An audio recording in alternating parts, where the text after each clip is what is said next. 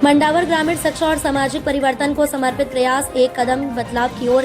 संस्था ने अपने सफलतम 4 वर्ष पूर्ण होने पर रविवार को मंडावर स्थित प्रयास लाइब्रेरी परिसर में अन्नकूट महोत्सव का भव्य आयोजन किया। 4 वर्षों की उपलब्धियों और समाज के सहयोग की इस साझी खुशी को संस्था ने सेवा, शिक्षा और एकता के संगम के रूप में मनाया। संस्था के उपाध्यक्ष राकेश रायपुर ने बताया कि अन्नकूट महोत्सव की तैयारियां शनिवार रात से ही आरंभ हो गई थीं। अध्ययनरत विद्यार्थियों और संस्था सदस्यों ने मिलजुल कर प्रसादी तैयार की, जिसे रविवार को सामूहिक पंगत में बैठकर सादगी और भाईचारे के साथ ग्रहण किया गया। ये अवसर न केवल आपसी सहयोग का प्रतीक बना, बल्कि विद्यार्थियों में एकजुटता और समर्पण की भावना को भी गहराई से जोड़े रखा। कार्यक्रम में मंडावर प्रयास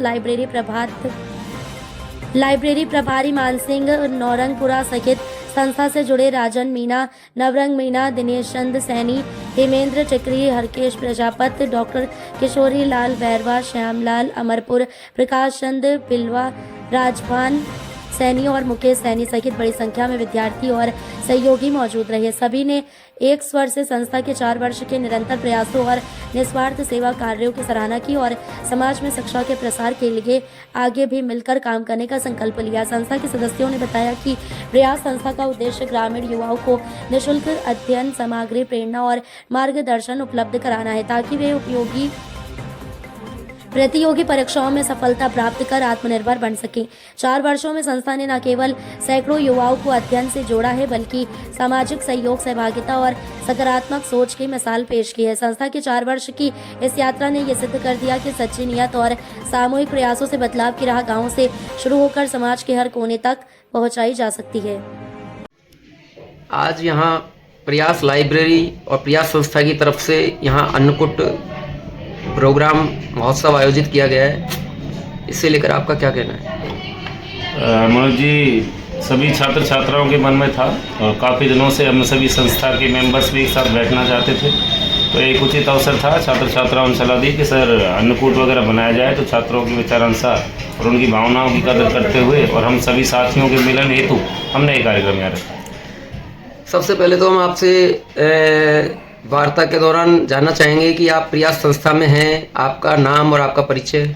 सर, मेरा नाम राजन मीणा है और मैं प्रयास संस्था का सदस्य हूँ, अन्य सदस्यों की बात ही। और प्रयास संस्था एक बदलाव की ओर आपका लोगो है जी। इस लोगो को लेकर आपका क्या उद्देश्य है और ध्येय है, वो हमारे दर्शकों को बताएं।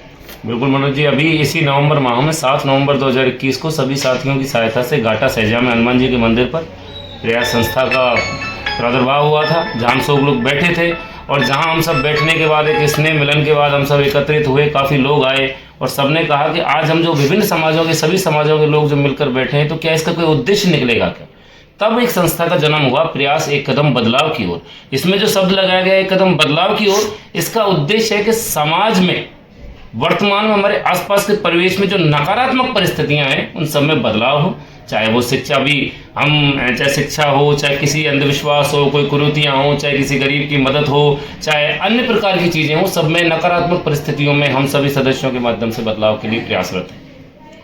जैसा कि सुनने में आ रहा है कि यहाँ प्रयास संस्था इस समय लाइब्रेरी जो प्रयास की तरफ से चलाई जा रही है वो एक किराएशुदा बिल्डिंग में है, तो अपनी खुद की बिल्डिंग या जो सुनने में आ रहा है कि सरकार की तरफ से जो लाइब्रेरी बनी हुई है उसे आपको जो है वो सौंप रहे हैं, तो इसे लेकर आपका क्या कहना है?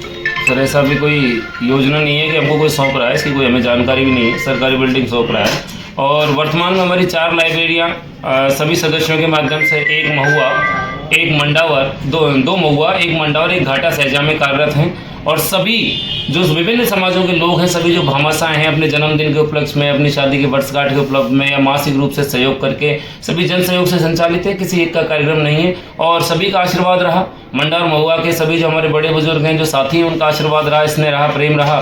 तो निश्चित रूप से ये हमारी जो लाइब्रेरियाँ, शैक्षणिक संस्थाएँ हैं, ये किराए के भवनों में ना होकर एक स्थायी भवन में चलेंगी। उसके लिए हमें जो दिशा निर्देश हमारे बड़ों के मिलेंगे, उसके अनुसार हम कार्य करने का प्रयास करेंगे।